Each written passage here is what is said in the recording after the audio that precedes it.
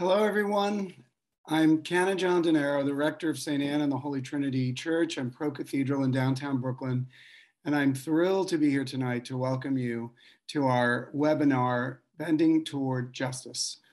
It's a great gift and a blessing to be joined by so many wonderful people about whom you'll be hearing in just a moment. I just want to say a quick word as I welcome you to this event. I want to acknowledge how much we are all busy doing, acknowledge that through the pandemic, we've been pivoting, adapting, and I think more than ever, multitasking, and it's been wearying. There's a lot on our minds and hearts, and we just have to remember that to take care of ourselves. We also, though, know that we can't drop the ball on any number of important things, even as problems arise daily in our world, and particularly now as we think about the people of Ukraine and the conflict with Russia and how much the world is hurting there and in so many places. But as multitaskers and committed people, we have to continue on in to pursue justice in every place and everywhere we can. And you're going to be hearing a lot about that tonight. I want to be sure to thank the Outreach Committee of St. Anne's, members of which have been at this organizing for weeks and weeks, and I think have brought together a tremendous program that you're all invited tonight to participate in. And I want to say a word about the program. I want to invite you all who are watching to, at any point, put a question in the question and answer space in Zoom. We will see those questions, and recognizing that there are many of you out there, we'll do our best to get answered as many of those questions as we can. We'll be marking questions of particular interest, and that will indicate to you that if a question's on your mind and you see it marked, you can hope to have it answered.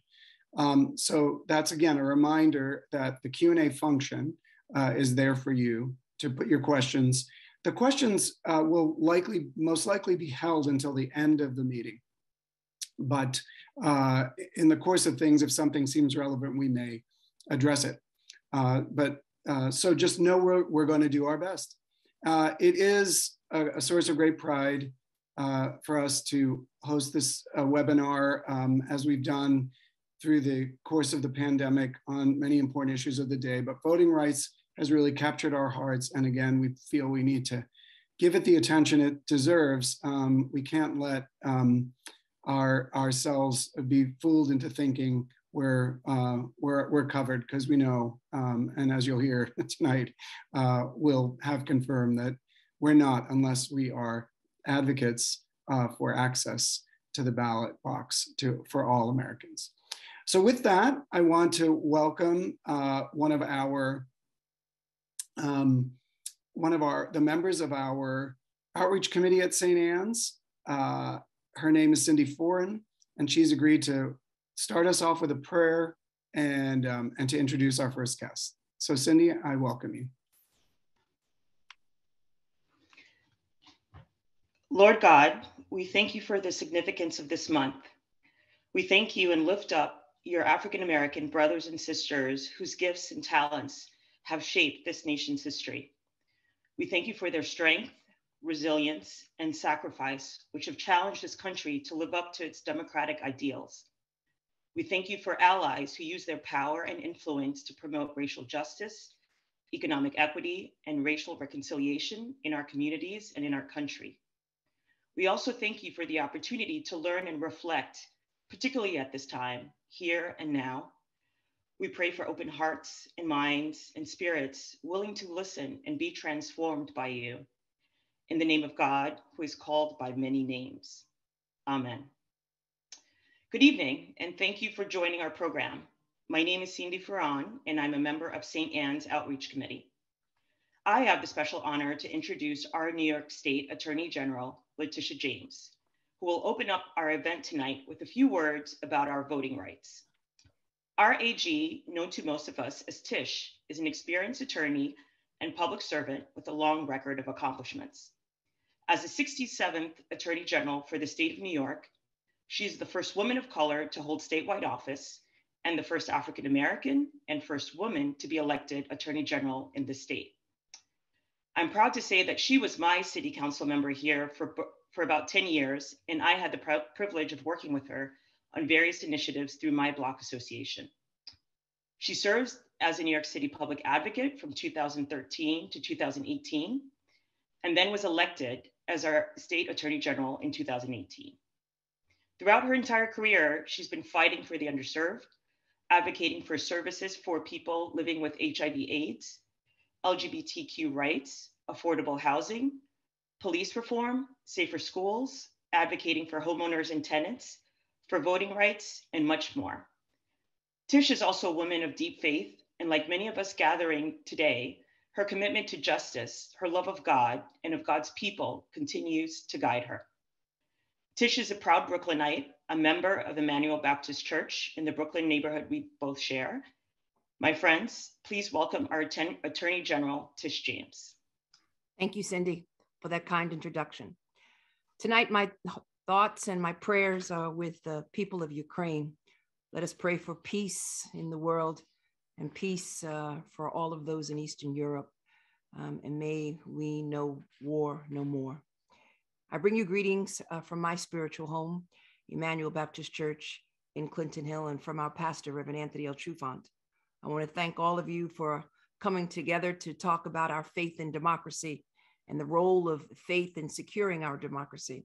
I want to thank, I call her Reverend Marie, for organizing this event, and St. Anne's and the Holy Trinity Church for hosting us this evening. And of course, I want to thank our moderator and my sister in Christ, the Honorable Betty Staten. And I want to thank your panelists, Deacon Jerry Ford of the Souls to the Polls Initiative in Troy, New York, Perry Grossman, the supervising attorney for the NYCLU Voting Rights Project, and of course, my colleague from the Office of the Attorney General, Lindsay Mckenzie, who's an Assistant Attorney General in our Civil Rights Division.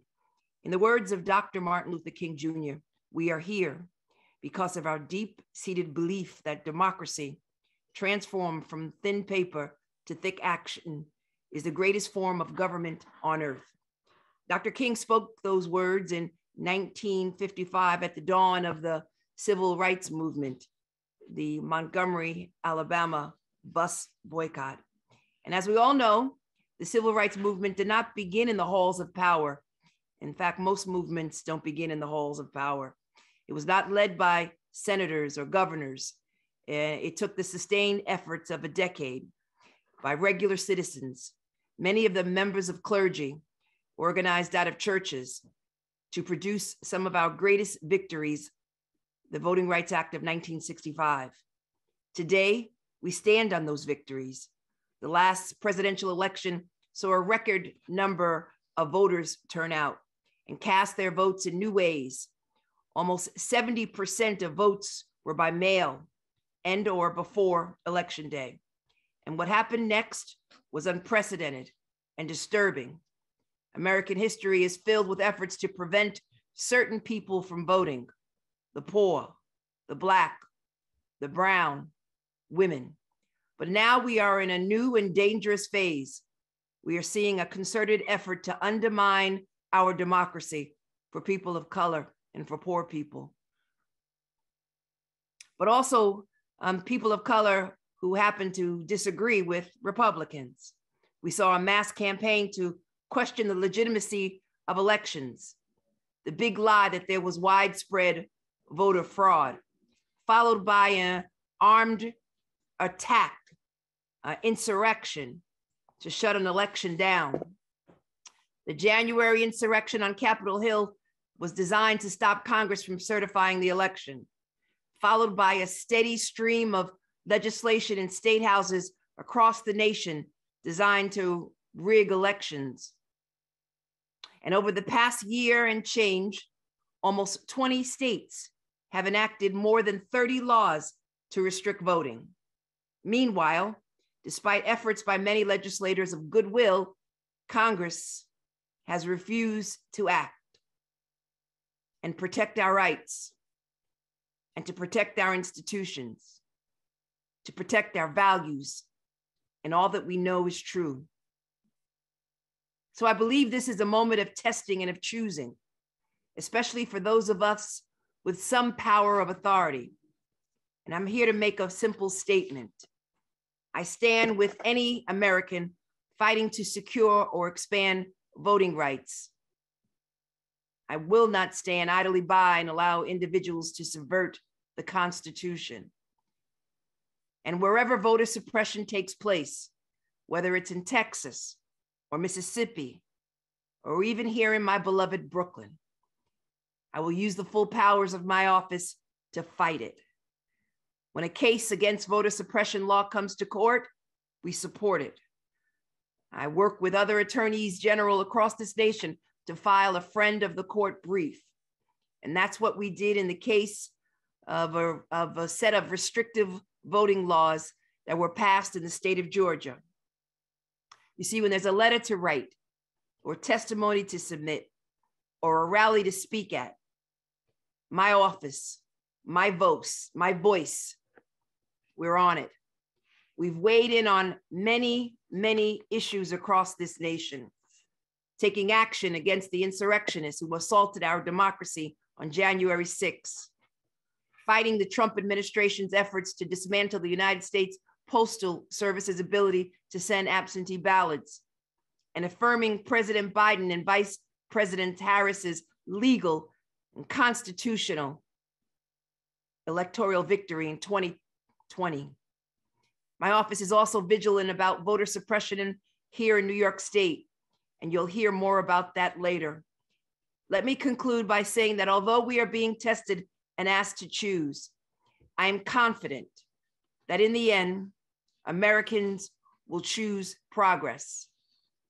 African Americans and women have seen progress over the years, despite all of the challenges in this nation. And that is because Americans have chosen progress, and our Constitution makes that possible. I have faith that we will get there where we need to go as long as we keep the faith and as long as we refuse to sit idly by and allow others to trample on our rights and on the Constitution. And so on behalf of the people of the great state of New York, and on behalf of the wonderful institution known as the church, I am happy and thankful for all that you are doing and for having this conversation tonight. Let us stand up and let us continue to be vigilant and to keep the faith. Thank you.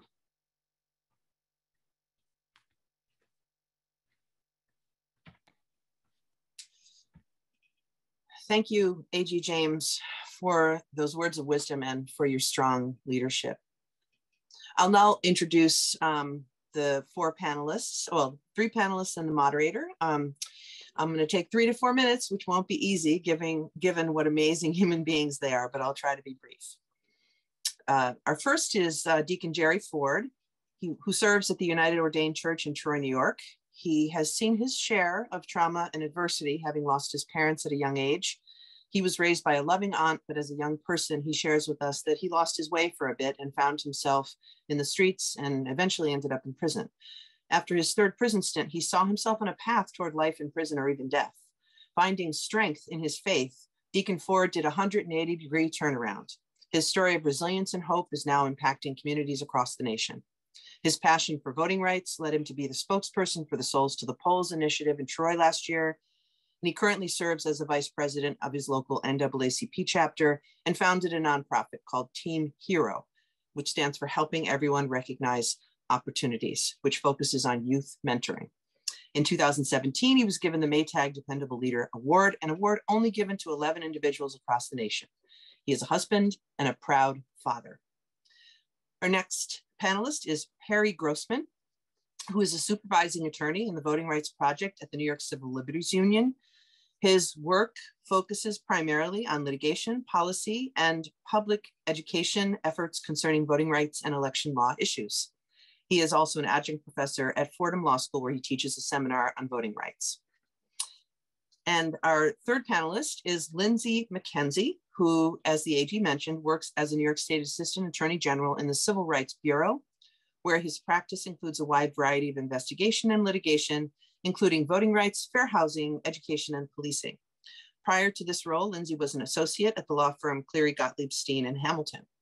Lindsay is a graduate of Harvard Law School, where he was editor-in-chief of the Harvard Journal of Racial and Ethnic Justice, now called the Harvard Black Letter Law Journal. And finally, our moderator and my friend will be the Honorable Betty E. Staten. Judge Staten's first position after graduating from NYU Law School was as staff attorney at Bedford-Stuyvesant Community Legal Services. She then joined with two other African-American women to form Boyd, Staten, and Cave, the first African-American women's law firm in the country. In 1991, she was appointed judge in the New York State Family Court. After retiring from the court, she returned to Bed-Stuy Legal Services as the project director until the organization merged with two other Brooklyn Legal Services providers.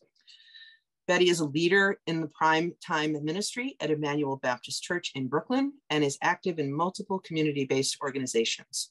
She loves to travel and dance and is a dance contest winner. And I can attest to that because I was there and saw the performance myself. She has a large and loving family, including 10 great-grandchildren. I turn it over to you, Judge Staten.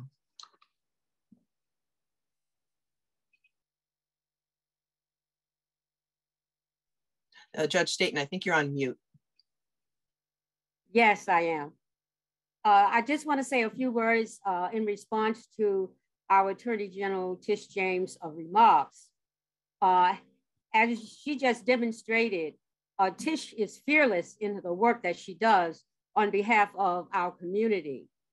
And as the Attorney General today, her fearlessness and her relentless pursuit of justice makes her in the mode of Shirley Chisholm, unbought and unbossed.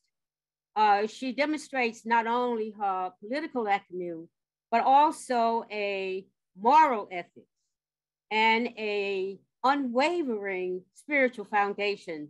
And that makes me think of Tish as being aware and also the question and the answer of Micah 6:8, one of my favorite verses that says each day, what does the Lord require of you? Requires you to do what is just, requires you to show mercy, and to walk humbly with him. And I say to Tish, in the words of our ancestors and in the action of our ancestors, to keep on doing what she's doing, keep on keeping on in speaking truth to power for the people that you serve and getting in good trouble, as John Lewis said, and making us proud. Our churches played an especially pivotal role in the civil rights movement, especially the Black churches. That movement including voting rights, it including a place where they could plan and strategize. It was a place of motivation and even feeding, as one of my friends today told me how as a teenager in Mississippi, she helped prepare the food for those persons that were returning from the souls to the polls. That was one of the things that was done today. And that is why it is so important that St. Anne and Holy Trinity is presenting this very, very critical program tonight for such a time as this. I want to thank the Outreach Committee of St. Anne's and Holy Trinity, and for Reverend Marie for inviting me to moderate this program, and also acknowledge the warm welcome by Canon John DeNiro. We today are threatened, our voting rights are under attack like no other time since before the 1975 Voting Rights Act. And immediately upon the decision in 2013 in Shelby that decimated the act. Many states began to enact laws and to take action that, in my view, has a potential for suppressing our rights as it was pre-1965. Those rights were suppressed by polling tax, literary tests, grandfather clauses. And today we see that suppression only by different names. We see it by names of voter ID, of purging our votes, of closing more than 1,600 polling sites, of limiting or eliminating mail-in voting, and so much more. Much of the attention has been focused on the southern states. But today, our discussion will bring the problem closer to home. Our speakers have already been introduced. So let me begin with Lindsay Mckenzie, an assistant AG who worked on the case filed by the Attorney General. Mckenzie, I'm going to ask Lindsay, I'm going to ask you to summarize the case, talk about what sparked it, and what was the cause of action and the end outcome. So the floor is yours, Mckenzie. I call you Mckenzie, but Lindsay. Thank you very much, Judge Staten. I appreciate that. And briefly, if I may, I just want to, express my deepest gratitude to St. Anne's for being invited to speak among such a really impressive and amazing panel, and moderator, of course, as well as the Attorney General on what's a really, really important subject. Issues don't become important by fiat. They become important because everyday people get engaged. Folks in my family would say the first step in making a change is showing up. And so I also want to thank all of the folks who are, attending, showing up, literally, if virtually, to make this a really important issue and taking time out of their busy schedule. So if I can, I'll get into the case, but I just want to sort of give folks a very quick orientation to some of the work that our office does. The Attorney General spoke very briefly about it earlier, but just to talk about our Civil Rights Bureau, what we do is investigate and, if necessary, enforce violations of federal, state, and/or local civil rights law. We've got very sort of broad practice areas that we work in: policing and criminal justice, fair housing, education work, employment discrimination, immigration justice, and of course, voting rights. Now we operate all over the state. And some very quick examples of our work, in addition to the USPS case and the Georgia matter that the Attorney General alluded to earlier, just to give you some additional context. So the Rensselaer case, I'll talk about that in a moment, but just a few other quick examples. Another example is a lawsuit we got involved in a few years ago concerning unlawful voter purges in New York City, basically voters who are registered to vote, but have been removed from the rolls and therefore being denied the opportunity to cast their ballot. A lawsuit that we're currently litigating concerning quote unquote robocalls made to members of the Black community in New York on the eve of the 2020 general election in order to intimidate folks from exercising their right to vote. And then twice a year, we also run a statewide election hotline where we take email and phone complaints directly from voters all across the state who are running into issues in the course of trying to cast their ballot or are hearing about other issues. So one of the takeaways here is that there's a challenge for us to stay on top of everything going on. And we rely on, among other folks, the advocacy community, nonprofit partners, and everyday New Yorkers to sort of engage with our office. And I think the Rensselaer case is a really great example of how different actors can collaborate, starting with the work of engaged New Yorkers who are on the ground to sort of remediate really important voting rights violations. So very quickly, before we get into the lawsuit, the background of Rensselaer County, for the folks who aren't familiar. It's a county that is about 3-ish hours north of New York City, just outside of Albany. The county's got a population of around 160,000 folks, 100,000 or so of which are actively enrolled voters. Now, the entire county is predominantly white. About 80% of the population is white folks. However, Troy, the county seat in its urban center, is about 1/3 of the county's population, and most of the minority residents in the county are in Troy. As compared to the entire county, the residents of Troy are more likely to have a lower income. They're less likely to have access to a vehicle, and they're less likely to turn out to vote. The areas surrounding Troy tend to be, as I said, less diverse and wealthier. So in 2019, the New York State Legislature passed a law after a lot of advocacy, joining the majority of states around the country to implement an early voting program in the state. And the idea very generally of early voting is that you don't have to wait until Election Day to cast your ballot. You've got 9 days before that to go in and vote, as the opportunity presents itself. Part of the impetus with early voting was to improve voter turnout in the state. Despite New York's very progressive reputation, in terms of turnout, New York was in many important elections toward the bottom of the list.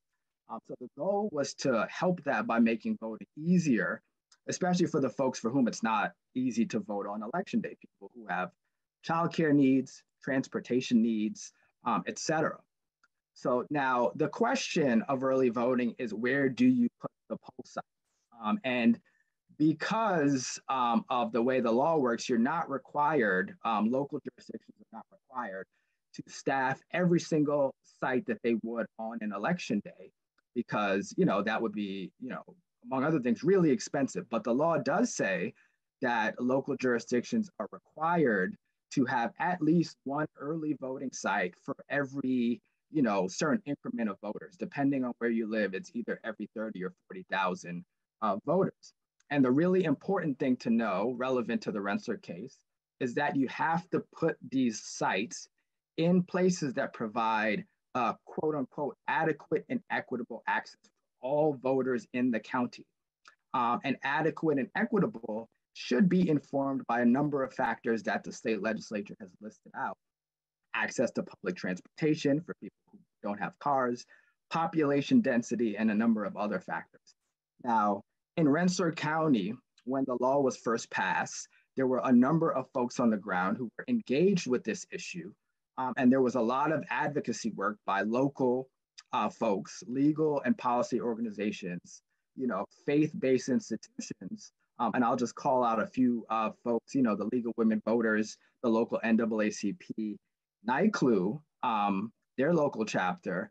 They were advocating with the local board to make sure that the voters of Troy had adequate access. What ended up happening was that in 2019, the local board of elections picked 2 early voting sites, both of which were located well outside of the county's urban center of Troy. I'm talking about miles outside of Troy, not well served by public transportation and generally difficult to get to. So this meant that, the voters in Troy, thousands of voters, many of whom are minorities, low income, et cetera, were not given an equal right to vote early. Now, after about a year of mobilizing and advocacy on the ground, the law was changed a little bit because of all the work the folks locally were doing.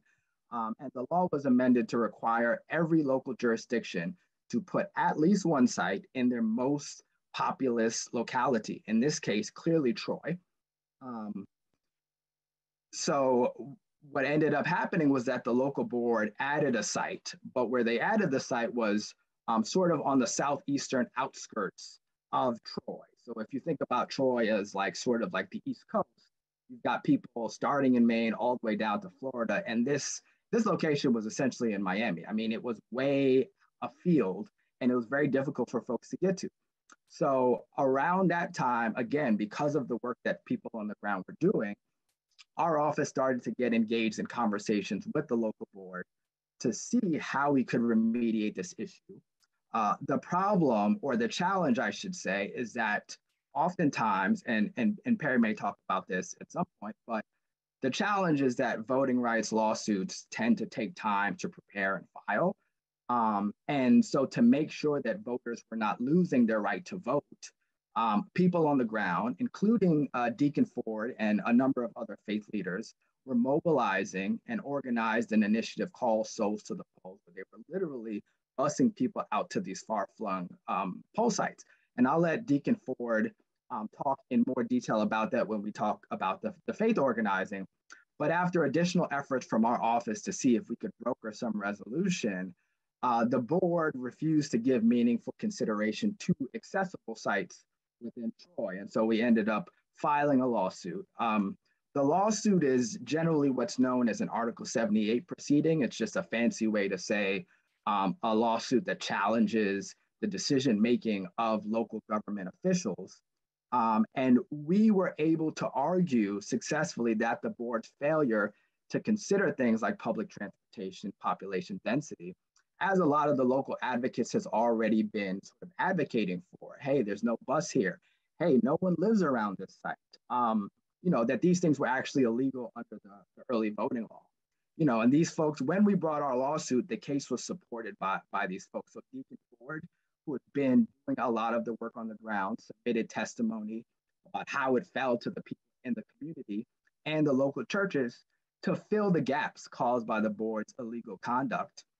NICLU also filed an intervention in our case to sort of add its voice, in addition to the NAACP and local voters, among the chorus of folks who were calling for a new accessible site. So we were able to get a judgment that was ultimately affirmed by the appellate court, and they found that the failure to consider these very clear factors warranted sort of a new site that was more accessible to voters. So the board ultimately did comply with the court order. They opened a site that was closer to downtown Troy, well served by several bus lines, and they did it for last year's, general election. So it was a good result.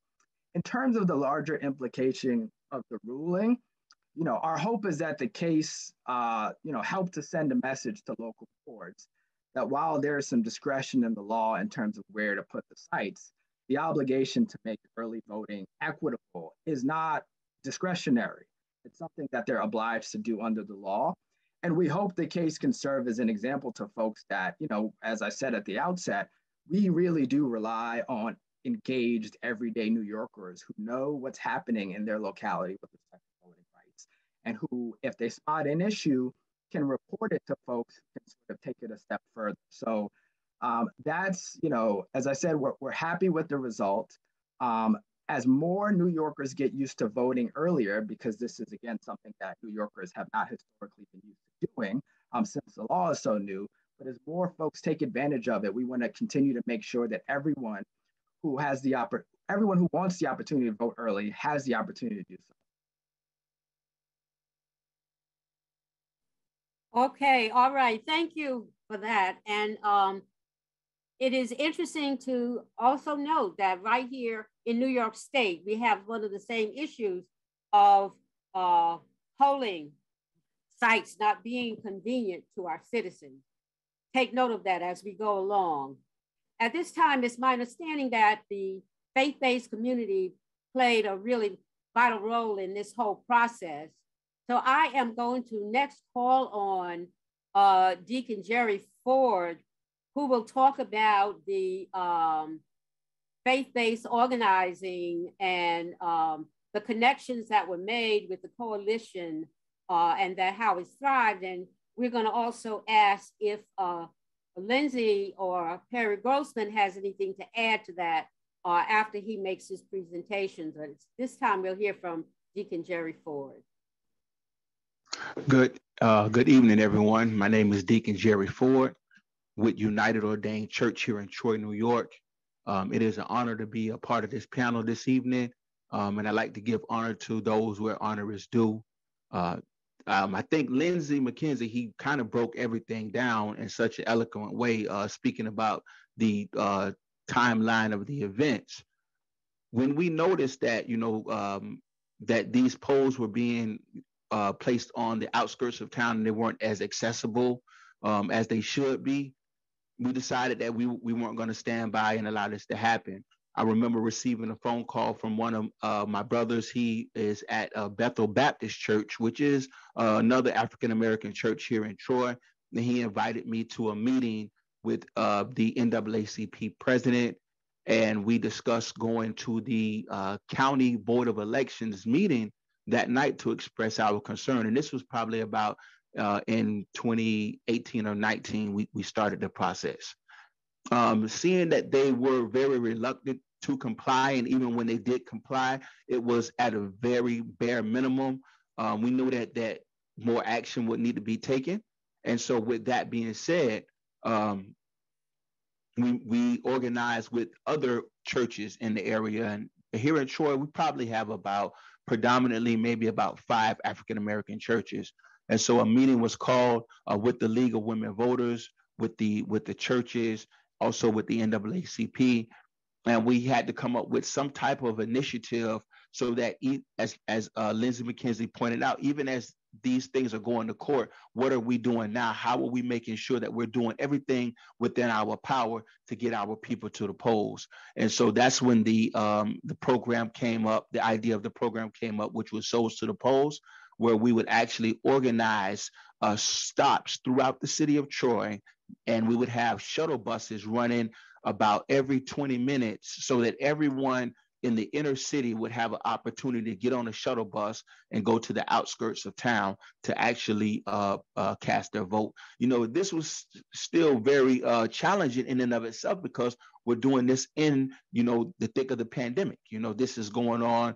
And we know it's very important for us also to get our people to vote because, those polls being on the outskirts of town really affected, our elderly, our disabled, and those with disabilities from our community. We knew that we were the ones being affected.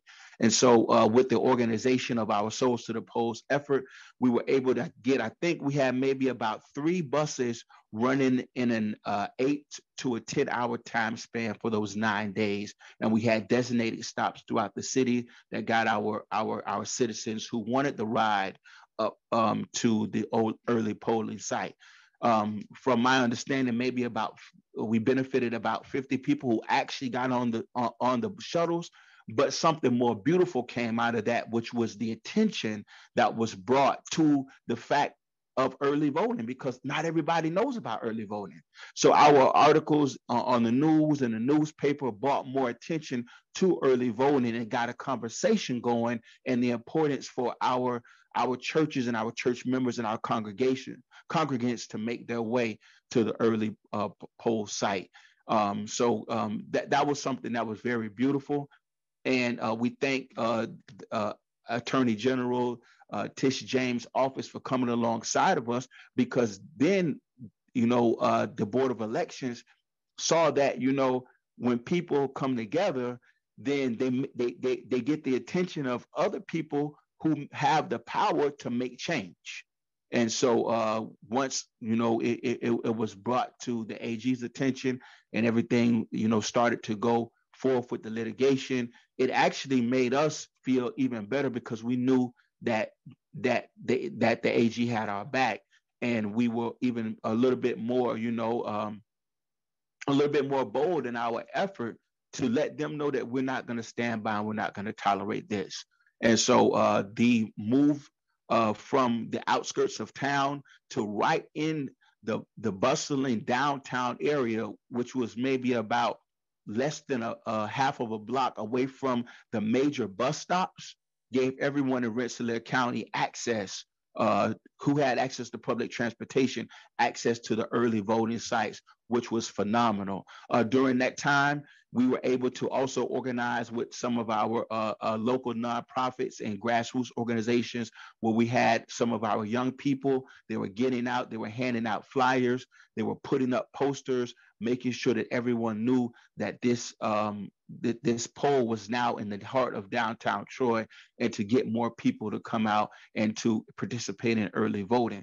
And so I think that really served a dual purpose, because now we have, our young people getting involved in the early voting process and understanding more of what took place during, the civil rights era and the importance of the shoulders of the giants that they stood on. So,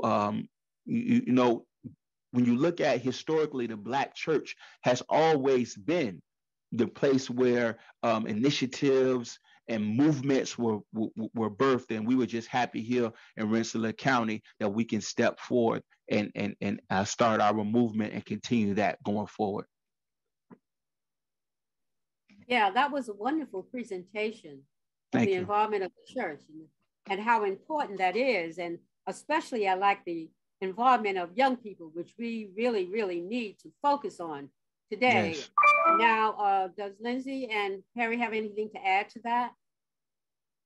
Yeah, I'll add a little bit about how this case made its way to Lindsay and to Deacon Ford. And first of all, thanks so much to St. Anne's for having us here. It's great to be here with such good friends and colleagues. This case bubbled up in May of 2019. I get an email from Troy saying, hey, there's 2 early voting sites and neither one's here in the only city in the county. And that seems like a problem. And can we do anything about it? So I live in the Bronx. I drove up to Troy and I checked out the sites. And one of the sites, you had to walk about 2 miles with no sidewalks to a town hall where there was police cars parked outside in a suburb that was like 90-some-odd% white. And the other early voting site was like a 2-hour bus ride. And it took me a while to get down there. And it seemed a miss. Everything seemed a miss. And so what do we do, right? And I want you to think about this as a model for how a community can work together with litigation, with legislation, with organizing through the church, through nonprofits. So I remember we all sat down at an institution in Troy called Unity House. And there were representatives of the faith community there and the League of Women Voters and the Troy NAACP. And we all said, what do we do? And we said, well, let's propose alternatives, right? Let's expose this for what it is. Let's explain to them why these sites are bad sites and why we have better ideas. And so we wrote the first of a series of letters supplying a lot of analysis and providing alternatives. Say, listen, you've got a good site right here in downtown Troy. Why don't you use that? And we also sent them a Freedom of Information Law request, which is something that everybody in the audience should be aware of. You can send these things called Freedom of Information Law requests where the government has to provide you public records about decisions that you may find interesting, quizzical, problematic. And so we sent the Board of Elections a number of Freedom of Information Law requests. Why did you pick these sites? How did you pick these sites? What's so good about these sites? Do they comply with the law? And the Board of Elections said, we have nothing. We have no records. We can't make decisions based on nothing, right? We have laws against that. That's called arbitrary and capricious decision-making. And that's how Lindsay was able to successfully litigate the Article 78, was we kept supplying evidence. We kept supplying letters full of analysis. The Board of Elections would ignore them. The Board of Elections would make no independent decisions on its own and stick to those bad poll sites. Meanwhile, the community is organizing. The community is pulling together more and more excitement around early voting, as Deacon Ford is telling you. And Lindsay is able to take the record that we were able to build through our work with the community, through our analysis, and expose the board's decision-making for what it was, which is arbitrary and capricious. And so it was that combination of the community, not just bringing the problem to the attention of lawyers. I mean, don't get me wrong, I appreciate that, but it was the community really taking responsibility for putting out solutions too, for over the course of several years, sending those letters, making those lobbying visits. The law got changed that Lindsay referred to that required the Board of Elections to put a site in the most populous city in the county because the community lobbied their state senator, Neil Breslin, and he put an amendment into the early voting law, right? So that came straight out of Troy. And so if the Rensselaer County case is a symbol of anything, it is a symbol of how much a community can accomplish when it works in concert, leveraging everything at its disposal in order to make positive change happen. And so, it's just something I'm so proud and impressed to have seen the community really rise up and do. And when the Board of Elections tried to defend its decision making and say, well, we looked at those sites and we considered those sites and we went over to the places you proposed, like Bethel Baptist Church, and that's not a good site at all. And here's reason X, Y, and Z. Well, and Lindsay can correct me if I'm wrong here. The pastor at Bethel Baptist Church said, I've never seen you guys before in my life. You're welcome to come down and see my church anytime. We are ready, willing, and able to host an early voting site. And it's better than any site you're using. And that kind of standing up to government abuse of power is really what made this case and made the success. Yeah, that's really mighty. That's powerful. And it's powerful in terms of just thinking about what's going on all over the country now and what it will take. And we'll talk a little bit about that later. Lindsay, did you want to add anything?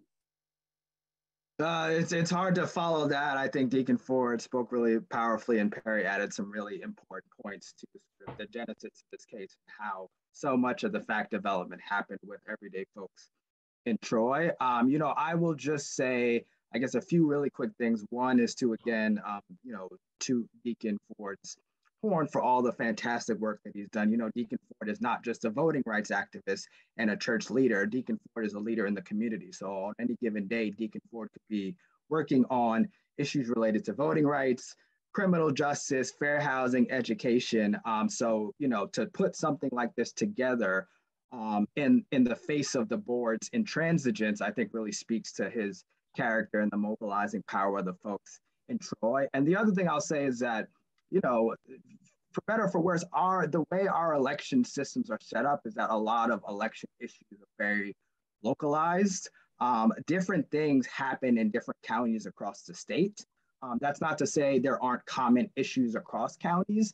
It's just to say that oftentimes, to really understand the dynamics, to understand the local conditions that give rise to voter suppression or give rise to failure to give people meaningful access to the ballot, you really need people on the ground to do that work effectively. I mean, this was really the case in Rensselaer. We literally had folks standing at sites, scoping things out, getting on buses to see how long it took to get from one place to another. I mean, without that sort of boots on the ground approach, none of this would have really been possible. And again, that's, a lot of this stuff is local. So we need folks in counties across the state who are that engaged and willing to rise up if they see a problem.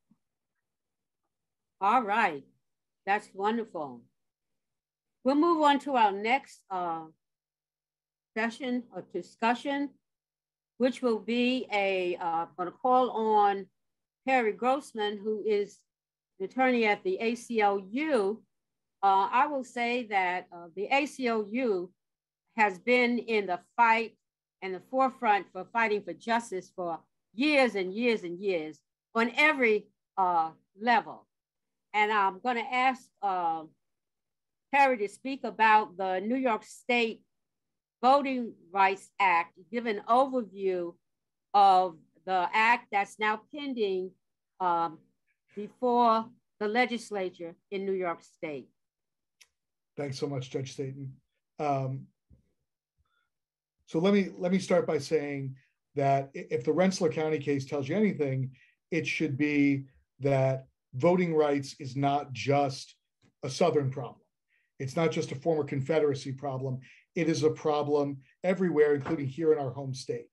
And, New York needs to be a leader nationally by confronting that systemic racism that infects our political process, by rooting it out wherever we see it, and by passing laws that really do lead the nation in showing what effective tools are to root out discrimination and replace it with real equity. So, let me just start by saying that New York actually has its own bad history of discrimination in voting, right? We had really denied the ballot to Black people up to and after the 15th Amendment. We had a literacy test that we passed in 1921 that survived, well into I want to say into the 60s, and maybe even just past the Voting Rights Act of 1965. We've got language access problems all over the place, and our local government elections are a mess like I can barely even begin to describe. And so, there is a ton of work to do here. So what we've done with the New York Voting Rights Act, and it is a bill that has been introduced by two of Brooklyn's own, Senator Zellner Myrie and Assembly Member Latrice Walker, who are the chairs of the Senate and Assembly Elections Committees, respectively. And the New York Voting Rights Act builds on the foundation of the Federal Voting Rights Act of 1965, as well as some other state voting rights acts that have passed, not many. There's only a few others: California, Washington, Oregon, and Virginia. That's it. And those are relatively small compared to the comprehensive bill that Assemblymember Walker and Senator Myrie have put together. And so what this bill does is recognize just how subtle and sophistication discrimination can be, and really gives us an opportunity to diagnose it and then prosecute it effectively, and also have the tools to make better policy in the future so that we're less susceptible to discrimination later on. So just to give you a very, very brief overview of its different provisions. Number one, it's got what's called a democracy canon, right? And what that democracy canon says is when judges are interpreting the election law should be interpreted in a way that makes sure that the votes of eligible voters get counted, that there is equitable access to the right to cast a meaningful ballot. You heard that phrase that Lindsay used before in reference to the early voting law. It really takes that phrase and expands its application. And that's important. We've had an election law that has been interpreted for too long to really discount ballots that should be counted for ticky-tack reasons. If they happen in other states, you would certainly raise your eyebrows and cluck your tongue at it. The second thing, it's got enhanced causes of action against vote dilution and vote suppression, which unfortunately are going to be more important than ever because the Supreme Court is really poised to gut our last remaining weapon from the Voting Rights Act, which is Section 2. So you may remember that in 2013, there was a case called Shelby County, which made inoperable Section 5 of the Voting Rights Act, which is preclearance. And people say that gutted the Voting Rights Act. And in many ways, it really did. But we still had Section 2. And then last year, there was a case called Brnovich. And Brnovich really made it more difficult for us to litigate vote suppression cases. But we thought, well, at least we can still do vote dilution cases. That seems to be safe.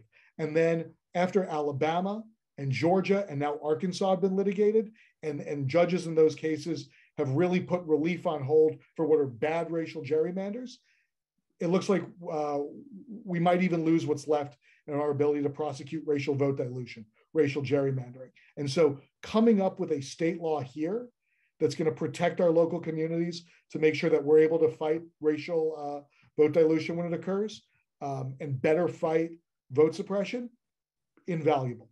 The law provides for a statewide database. Now, this is a Brooklyn crowd, which I imagine is full of my fellow nerds.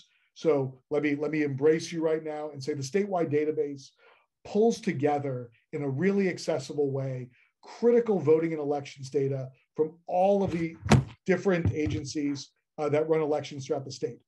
Yes, we have 58 boards of elections.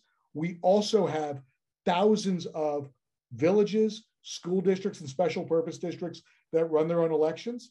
They have terrible turnout. We have no idea what goes on in them. And if you wanted the information, you'd have to go to every one of those thousands of jurisdictions individually. So instead, we're going to aggregate all of that data in our state's public universities.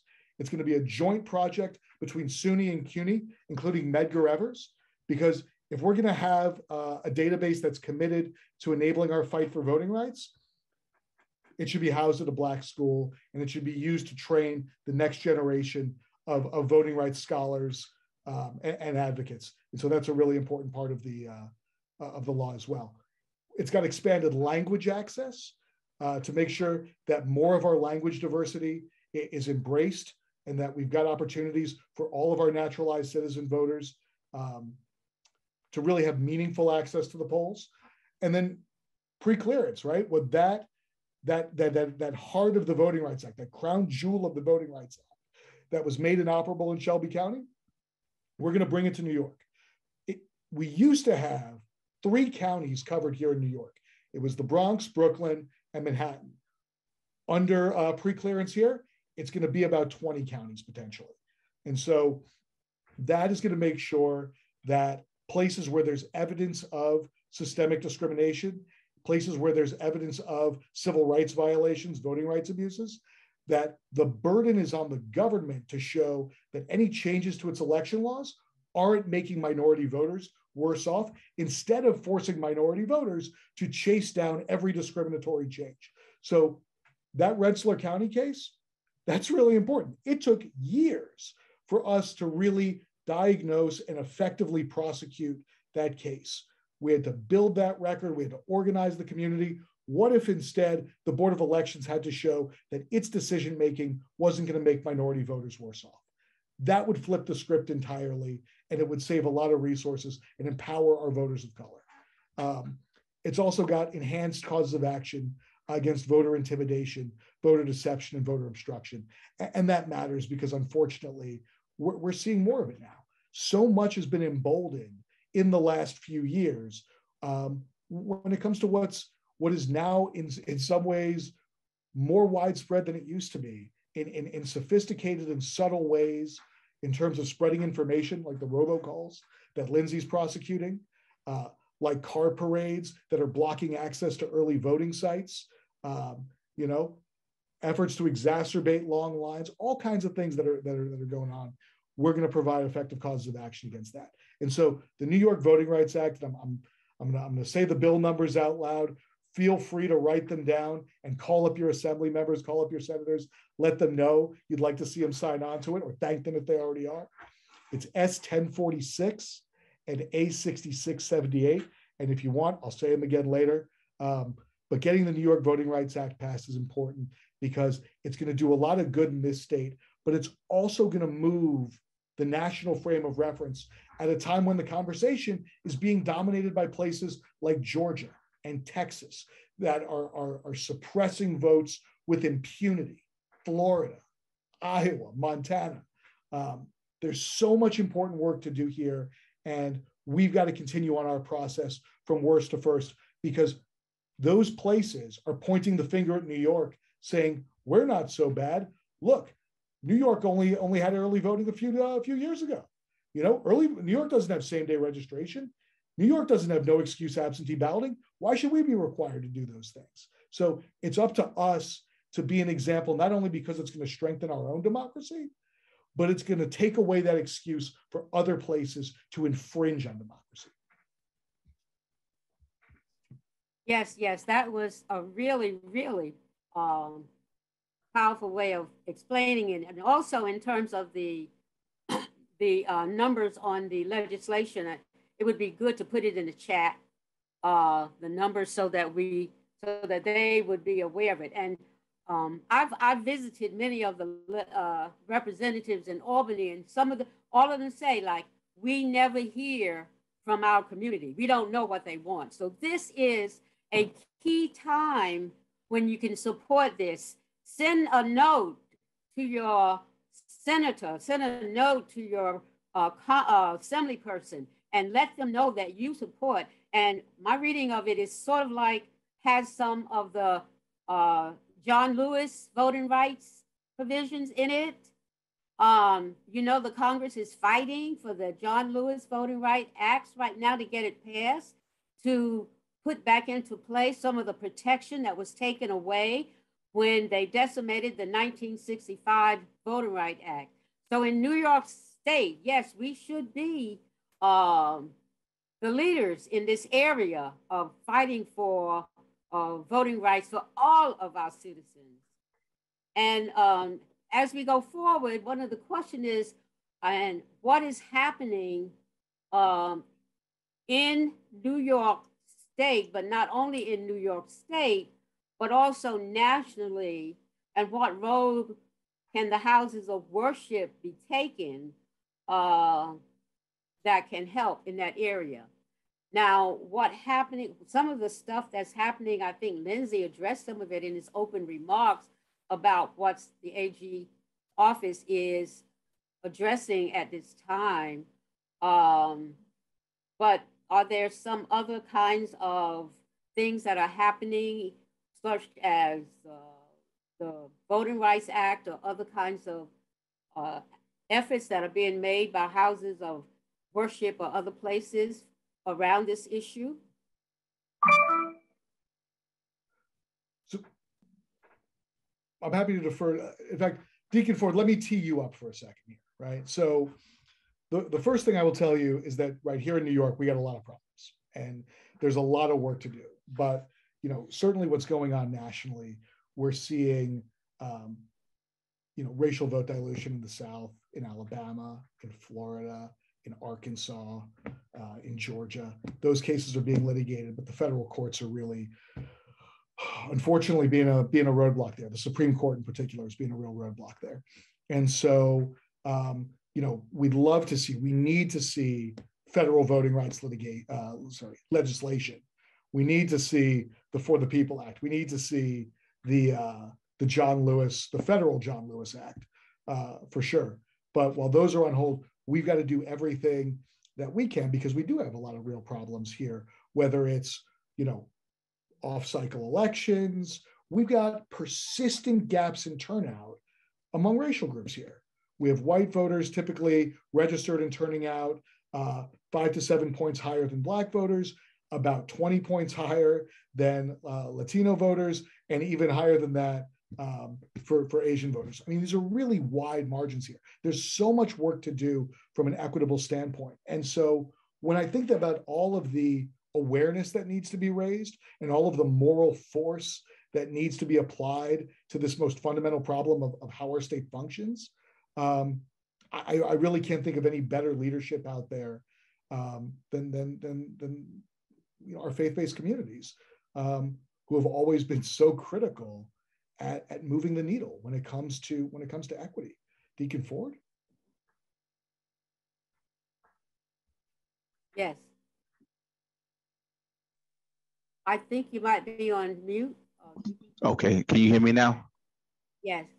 Thank you again, Perry. And like you said, that was the perfect tee up. There are certain things that have to take place on the ground. Like in order to make any type of effective change, we have to get the people involved. And as been stated many times on this evening, historically, that's always been the African American church. That this is a place where you're going to find generations of voters. We have our seniors, we have all the way down to our youth. And so when we talk about messages that need to go out and really meet the people, we're talking about the church. I think that the church needs to continue to allow these type of discussions to take place. I know that some churches kind of shy away from, these type of discussions for whatever reasons. But I feel like, church has to be looked at from a holistic standpoint. And it has always been the places where we addressed not only spiritual, but we address moral, we address civics, and we address economic issues. We talk about these things. So I think it's very important that we continue to have these discussions.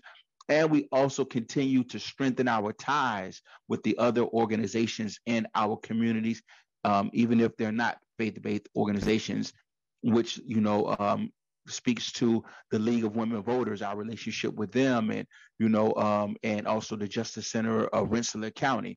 Our association with these other organizations strengthen our community and allow us to lend and also to receive resources in the time of need. let me just stress, congregations are places of congregation, right? The church is a natural organizing hub. There is a calling to the community to come in. There is a space for the community to gather, whether it is a literal physical space, and often it is, right? And it's important to have those, but it's also, of course, a spiritual space as well, where people can come together to support each other in that most important way, because voting is fundamentally about community, about human dignity, about our ownership of the society that we live in, and fighting against people's efforts to deprive certain among us of that ownership, of that opportunity. And so, it is of course no surprise to anybody here that the church has always been a place of critical organizing opportunities for the civil rights movement, for the voting rights movement in particular. And I have been lucky to partner with a lot of wonderful faith-based organizations in the work that we do. And there's so many opportunities to gather together as churches and bring your moral force, every place it needs to be, whether it's the legislature, the Board of Elections, or simply making sure you're all registered to vote, making sure your families are registered to vote, participating in Get Out the Vote, right? We're not talking about endorsing candidates. We're not talking about partisan politics. We're talking about the fundamental business of making sure that we have a robust and healthy democracy, because at the heart of all of that is organizing in that community spirit. And I like the fact when you talked about the Get Out to Vote, because it brings me back to the experience we have with our young people and having them out and getting them acclimated to the whole voting process, not just, a candidate, but the whole process and what this is about. We had one of our young men, the mother, the next day that we had our program, the mother was so excited to tell us that even after our program had ended for the evening, her son wanted to go home and finish watching the election at home. And I think he was maybe like 11 years old.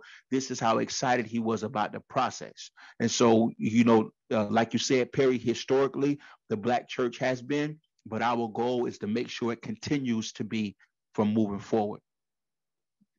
All right. I'm sorry. Well, I was going to chime in. First of all, I just want to say, I feel like I'm dreaming. This is the most incredibly rich discussion. You're all so passionate. You've all committed yourself so wholeheartedly. And I feel this tremendous gratitude for just to have you, and you're kind of a dream team. And I think you should take your show on the road. I just want to say that. I'm aware that we announced that the webinar would go until 8 o'clock, and we're about 20 minutes to that time. And I want to be sure and just allow some of the questions in the room that people have asked through the Q&A. And as I do that, I want to acknowledge Mother Marie Tatro, who's going to ask the questions out loud.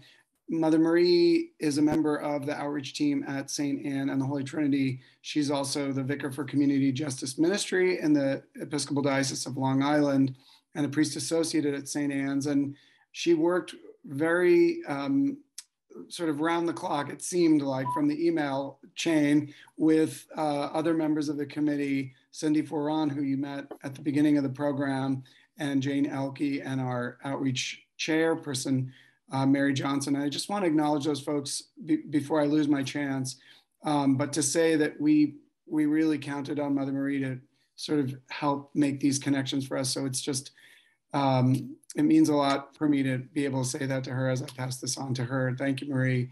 And please take us into the Q&A session if you would. Thanks, Ken and John. We have a lot of really good questions, and I'm going to try and take a couple that are related. So Carol and Leticia have related questions. Carol asked how many meetings of the Board of Ed the Board of Elections did the community and advocates have to attend before there was some action? Perry, you did say that it was like years and years in the making, but maybe you can flesh that out a little. And then Leticia noted this is great information, and is there a written summary of what happened in this situation in Troy? and notes that she would like to use this as a reference case, a case study. I will say that Lindsay and the gang sent me the petition, the decision, as well as Deacon Ford's affidavit in the case, which I assume might be public documents, but I can let Lindsay and Perry address that. So Lindsay, you filed your case, was it March or April of 2021? It may have been early May. Well, it was, actually, you're right. It might have been early May because I wrote my affidavit when my son was 3 or 4 days old, and he was born May 1st. So you might be right there. That's my marker. But we started our initial advocacy on this in, I think, of May or June of 2019. The Rensselaer County Board of Elections does not have meetings the way the New York City Board of Elections does. So the answer is there were no meetings, but there was a lot of letters. There was a lot of, cornering elections commissioners by community members saying, what are you doing? When is there going to be an early voting site in Troy? There were press conferences. So it's not like you could actually, like you can in New York City, really get in front of the commissioners just by showing up to a public meeting. There was a lot of really strong on the streets advocacy that made that happen over the course of nearly 2 years, actually 2 years before Lindsay won his case. Thank you. There's another question coming from Jane, who I know is very active in the prison abolition movement. She's asking, what guidance can you offer to a coalition of advocacy organizations for getting the New York City Board of Elections to establish polling sites at Rikers Island jails for people incarcerated pre-trial during election times? It's a good question.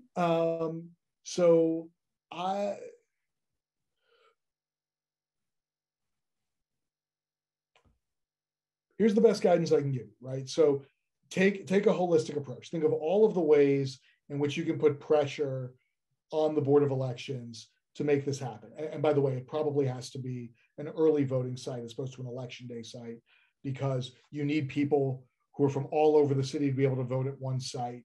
And our election day poll sites are usually assigned by where you live. But early voting sites should be anybody in the county, and really in New York City should be anyone in the city should be able to vote at any site. So New York City should be able to pilot that, if nowhere else, at Rikers Island. You got to write to the Department of Corrections, write to the Board of Elections, show up at commissioners' meetings and let them know you need to see this happen. Demand legislation, right? Demand legislation from the New York City Council, from the New York State Legislature, mandating poll sites in jail facilities, right? People who are detained pre-trial are not deprived of their right to vote. It is unfortunate that people who are incarcerated in state prisons are deprived of their right to vote while they're in.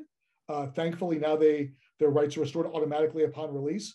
But those are different pressure points there. The state legislature, the city council, the Department of Corrections, and the New York City Council.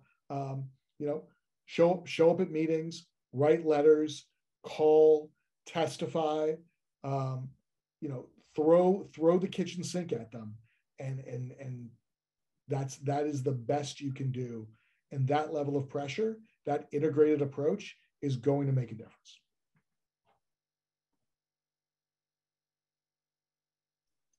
Thanks, Perry. Another one we have from Kate, which is, I know, a piece of anxiety on many of our minds. Looking toward this year's elections and 2024, what are your most pressing concerns about voter access? And I guess all three of the panelists and the moderator could jump in on this one. I'm happy to rattle off a few, and I know Perry and other folks will probably have some concerns. So, I mean, one of the things that we were pretty concerned about heading into the last presidential election, even in New York, were issues around intimidation, voter intimidation. It was, one of the most polarized elections that have happened in my lifetime, certainly. And I think, sort of anxiety generally across the state was high, that at certain poll sites, you would see people behaving in ways that were aggressive or threatening, and discouraging folks from going in and exercising their right to vote. Now, we did see some isolated incidents of that across the state, but it wasn't as bad as frankly it could have been.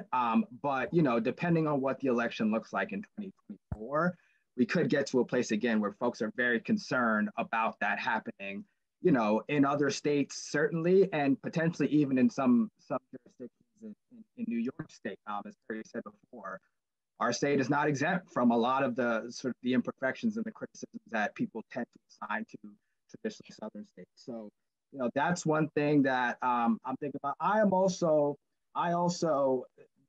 think that, oftentimes we need to pay good attention to not just what the law is and what people should be doing in theory, but implementation of the law is also an issue. Even if the law is clear, we've got, as Perry said, 62 counties, thousands of elections being administered across the state. You really need to do some diligence to make sure that people are following the law and implementing it in a way that's faithful and that doesn't sort of invalidate people's ballots for unnecessary reasons. So, that's one of the things that we tend to focus on when we do our hotline is, making sure that voters know the law, but then making sure that they know what they can do when someone doesn't follow the law. And that's not unique to the 2024 election, but it's something that we tend to try and keep an eye out for pretty much every election cycle.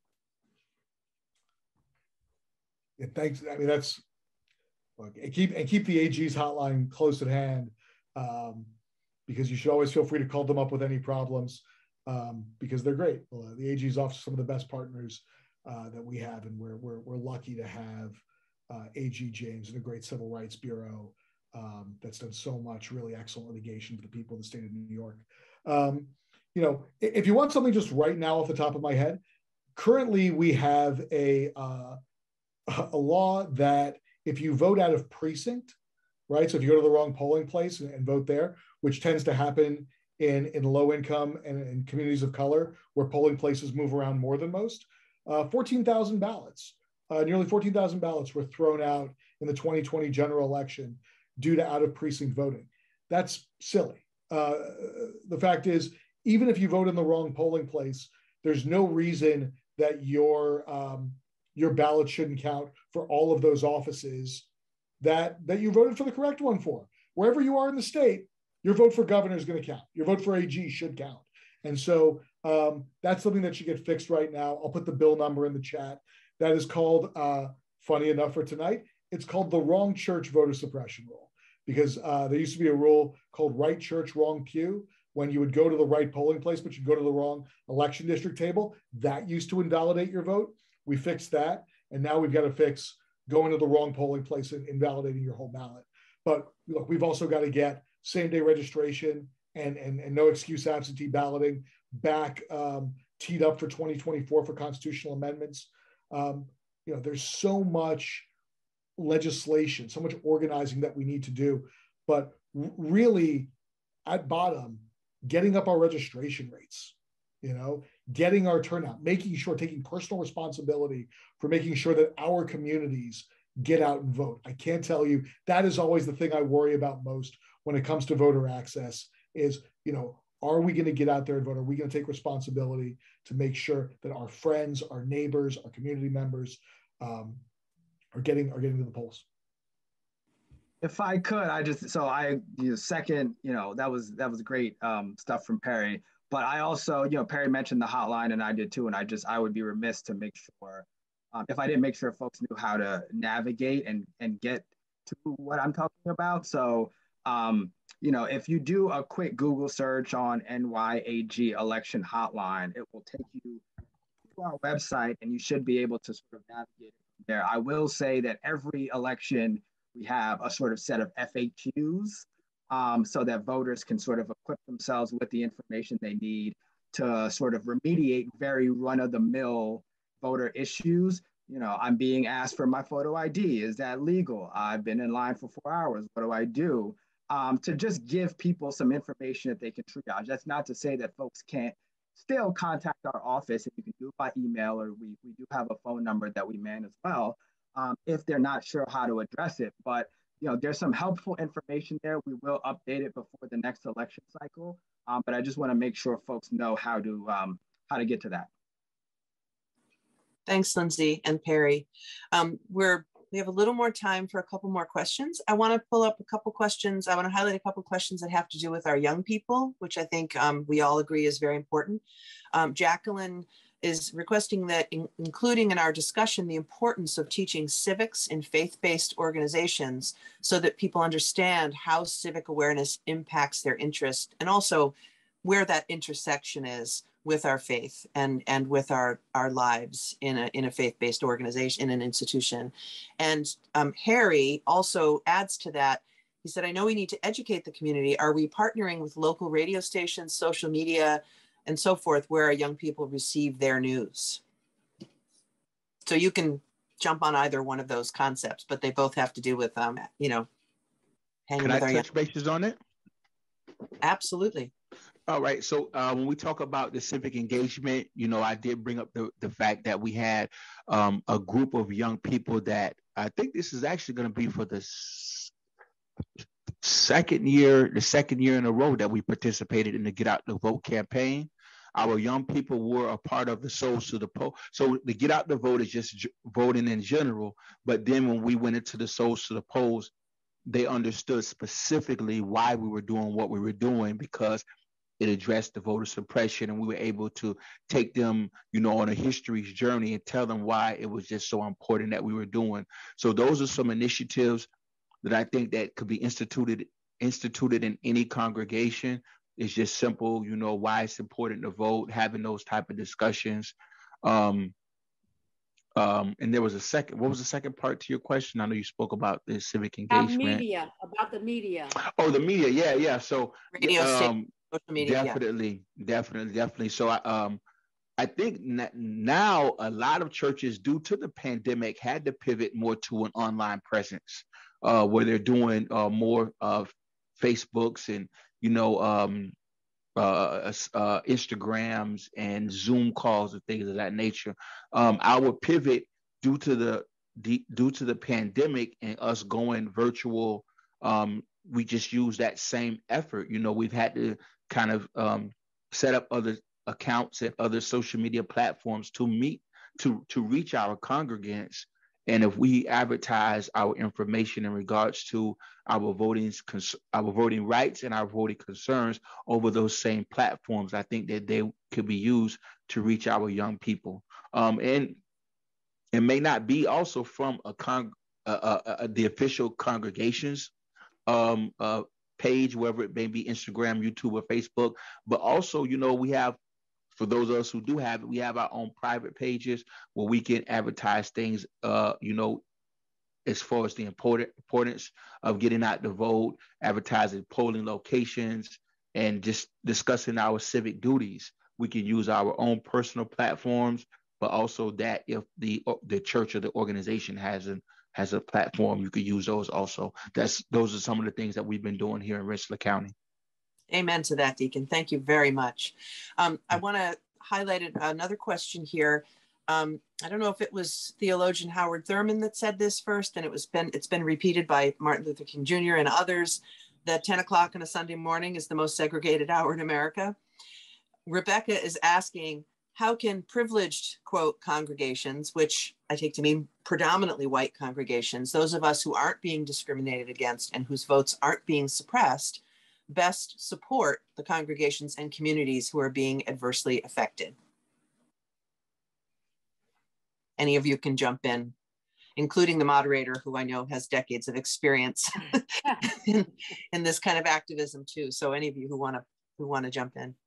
Well, I think, I don't know, I'm trying to figure out, it's all according to leadership in churches. The leadership, the leaders of the church has to take the lead in bringing this awareness to their congregation. In my research, I found something I didn't know about, and that's called the Black Church 75. I don't know if you're aware of that, Black Church 75. It is a movement by a group of interdenominational churches, and they are trying to get 1,000 churches to register 75% of their congregation. Now, it's Black churches, but also they are connecting and working with the white churches to see if we can get 75. And it seemed like something that every church should sign on to. It's housed out of Clark University. I got so excited about it. I want to take it to my church. I don't know if my minister knows about it, but it's called Black Church 75. And I Googled it. And it's something that, if you talk about this question, the leadership in the churches, churches that are wealthy, and I think that some of them did during the civil rights movement, has to bring it to the attention of their congregation and make it a priority for doing that. Yeah, and I know a lot of the progressive synagogues have also been, you know, in the front lines a lot of this too over the decades. And I think that that's a great suggestion, Judge Staten. I'm going to look that up, Black Church 75. I think we have also just donate. I mean, like, it makes a difference, right? I mean, it's difficult to transplant up from where you are and necessarily do the work that needs to be done, but there are always going to be groups on the ground that are already doing it effectively. Enable their work, donate to them, volunteer with them. That's where your comparative advantage is. Thank you, Perry. I think we have time for one more question before we close out in prayer. Karen is stating, it is imperative that we expand and secure voting rights. However, turnout remains low.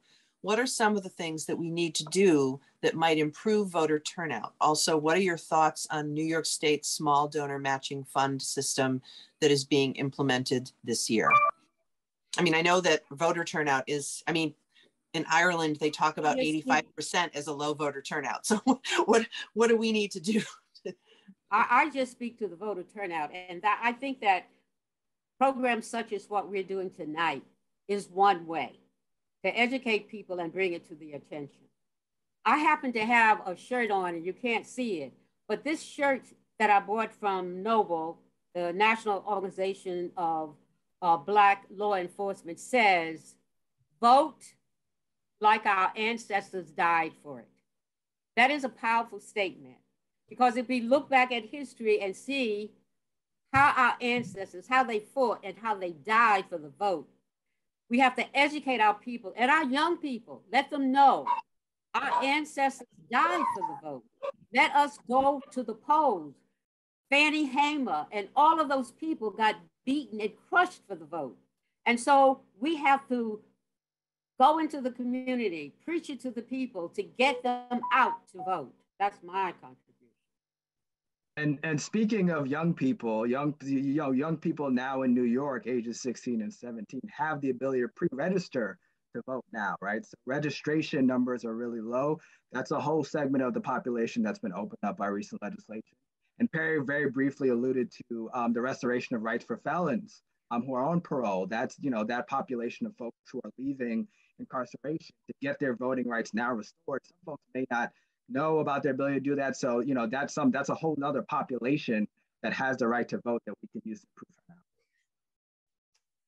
We can go into the high schools and we can teach them, and we can stand outside and we can put up tables and say, register to vote. They can register at 17 to vote at 18. It's important that we bring our young people into this process.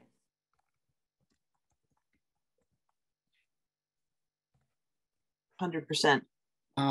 I don't know if I am visible, but anyway, I do want to help draw this to a close and say one last time how incredibly grateful I am on behalf of my congregation, on behalf of all those who attended. It's just been an honor to listen to you all and to feel your passion and the clarity with which you presented everything. It's just, you're all a blessing. And I want to mention before we have our closing prayer that we are recording this webinar, and it will be available on the website of St. Anne and the Holy Trinity Church and Pro Cathedral in short order.